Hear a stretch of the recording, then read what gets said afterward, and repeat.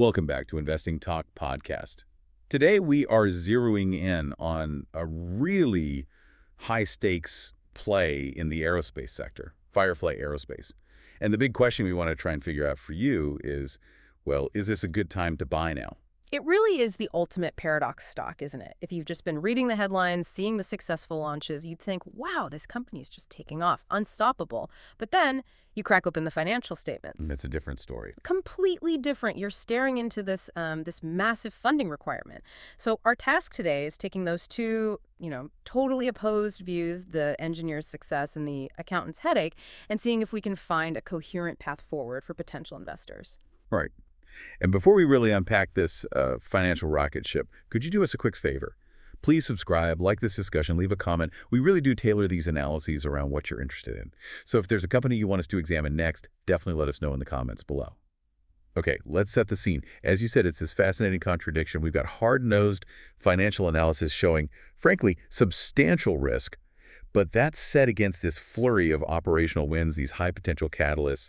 We really have to start with the tougher side, the balance sheet. Yeah, that's the necessary starting point. Despite all the excitement, the milestones they're hitting operationally, Firefly Aerospace is firmly in that high-burn pre-profit stage, very typical for space startups. But the scale here, when we look at the fundamentals, the story right now is incredibly challenging. And the scale is staggering. Let's look at the trailing 12 months, the TTM figures, ending September 2025. Revenue came in at $102.81 million. Which, sounds like a decent number, a milestone even, until you put it next to the losses. Precisely. That revenue figure, it's just completely overshadowed by the sheer cost of developing multiple launch vehicles, expanding operations. I mean, it's a global effort. Their net losses for that same TTM period, a truly staggering negative $301.62 million. Wow. And even if you look back at the full fiscal year 2024, the net loss was still huge, negative $231.13 million. So just to translate that, efficiency-wise, what are we talking about? For every dollar Firefly makes in revenue, they're burning roughly $3, just keeping things running. It's about the math, yeah. Just to keep the lights on and, the rockets hopefully flying. And that leads directly to that deeply negative earnings per share, which is sitting at negative $22.62 TTM. Ouch. And what really stands out to me, adding another layer of risk, is the limited transparency. Since their IPO back in August 2025, we don't have clear, definitive public data from our sources on their current cash position or even precise debt levels. So you've got this inherently risky operational business? Right. Coupled with limited financial details to verify things, it makes assessing that execution risk much, much harder. Okay, so given that burn rate, the obvious question is, how long can this go on? I mean, how are they even staying afloat right now? That's the central question, isn't it? It underpins the entire investment thesis. And looking ahead, the bleeding isn't expected to stop right away. The consensus estimates for Q3 2025, they project revenue around $27.84 million, but with an expected EPS still in the red at negative $1.41. So the market is basically pricing in continued substantial losses. It's a bet purely on future growth and, crucially, successful execution. Okay, that's the financial reality check. Let's try and connect this pretty painful fundamental picture to the technical side, because that weakness is definitely showing up in the stock's performance since the IPO. Absolutely. The technical analysis is just as cautionary as the balance sheet, really. The stock was recently trading around $36.30. That's significantly below its August IPO price of $45. And that sharp sell-off happened right after, disappointing Q2 results and, maybe more importantly, that highly publicized alpha launch mishap. Right. And this brings us to something critical for any potential investor listening, the volatility.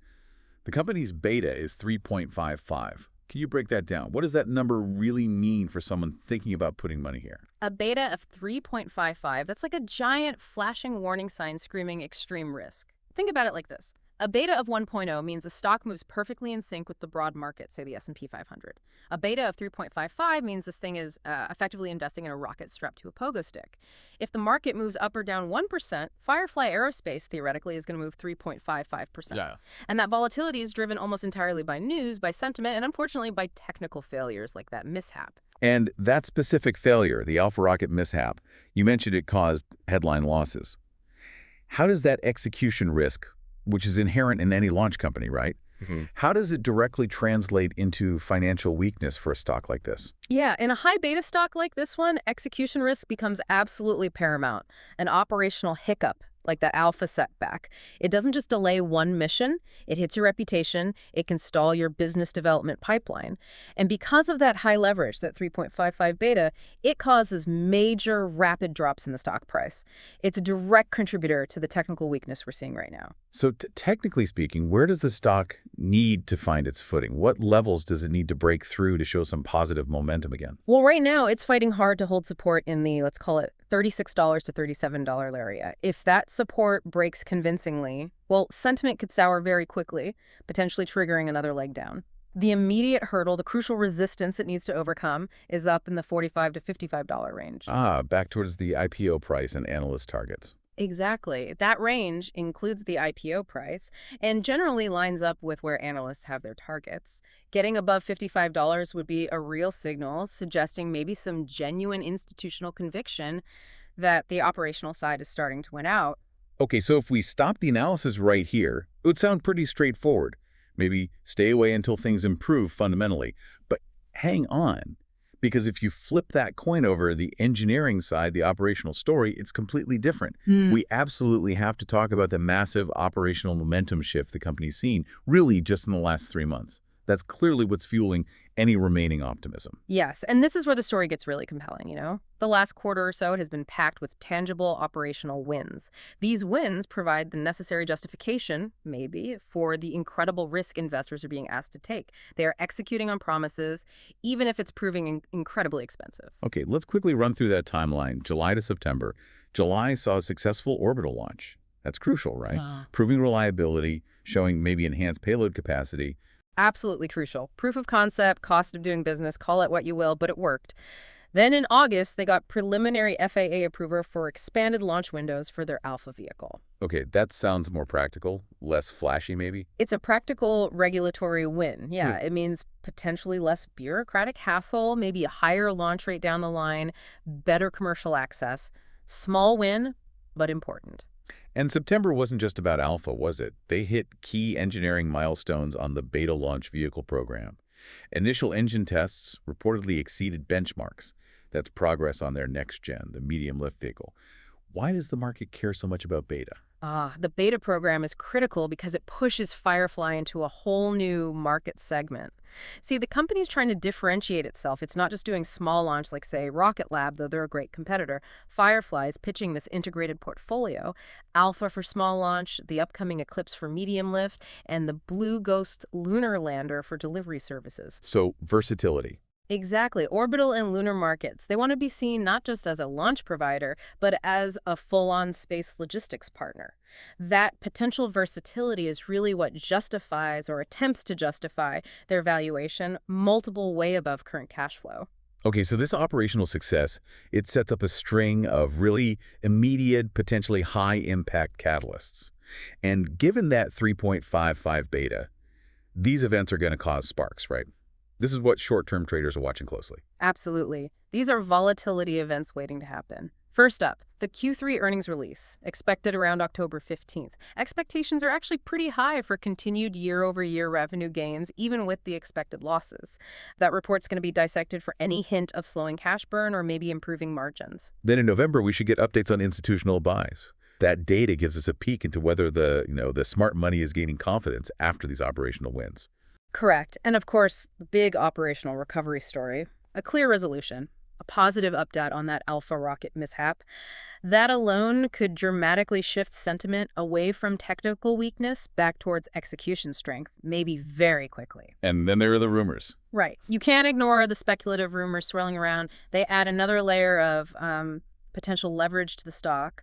One persistent rumor is that Firefly is a frontrunner for a big multi-year government contract. That would be huge, wouldn't it? Guaranteed revenue. Massive. It would provide that long-term revenue visibility, potentially smoothing out the short-term burn significantly. That's one major thing to watch. And the second big rumor. Merger interest. Persistent speculation about a large aerospace conglomerate potentially looking to acquire them. You know, in this sector, big players are hungry for established launch assets. That kind of strategic M&A could totally reset the valuation overnight, regardless of the current balance sheet. Okay. So we have these terrible fundamentals, this technical weakness, directly clashing with a mountain of operational progress and these potentially huge catalysts. It really is the ultimate two-sided coin. Which brings us finally to the investment thesis itself. Exactly. How do we reconcile this? Well, let's look at the contrasting views. The analyst consensus right now is surprisingly bullish, actually. It's a buy rating from 6 analysts, and they have a collective 12-month price target of $55.17. That's, what, about 55% potential upside from where it's trading now? It is, but here's the stark conflict. If we look at our source's overall quantitative rating, the one based purely on current financial health, momentum, risk factors, it's sitting at a very low 3 out of 10. Okay, so why trust the 310 quant rating if the professional analysts on the street are so bullish, seeing 55% upside? Aren't they factoring the potential from those operational wins and catalysts? Oh, they absolutely are factoring them in. But that highlights the difference between, let's say, fundamental valuation based on current reality and speculative pricing based on future hopes. The 310 rating is anchored in the present, the deeply negative fundamentals, the heavy cash burn still dominating the outlook. The stock is technically weak, below its IPO price. Short-term risks, execution slip-ups, funding needs, potential dilution down the road, they mathematically outweigh the current valuation based on existing assets. The analysts, they're effectively placing a bet that those catalysts we discussed will materialize and bridge the gap. It's a forward-looking bet. That clarifies the duality perfectly. Okay, so what does all this boil down to for you, the listener? How should we categorize Firefly Aerospace right now? I think the conclusion has to be pretty stark. Right now, Firefly Aerospace is absolutely not suited for long-term investment based on its current state. Not unless execution truly stabilizes and, crucially, the financials show a clear, definitive path towards positive cash flow and eventually profitability. As it stands today, it's firmly in the highly speculative category. So, if you're thinking about getting involved here, this stock really seems suitable only for short-term trading, right? Playing the volatility, trying to catch news-driven bounces. You're not really buying the company's current earnings power. Not at all. You're essentially buying optionality, a ticket to see if those catalysts land successfully before the financial realities bite too hard. And we have to remember the context, too. This is an incredibly competitive field. It's crowded.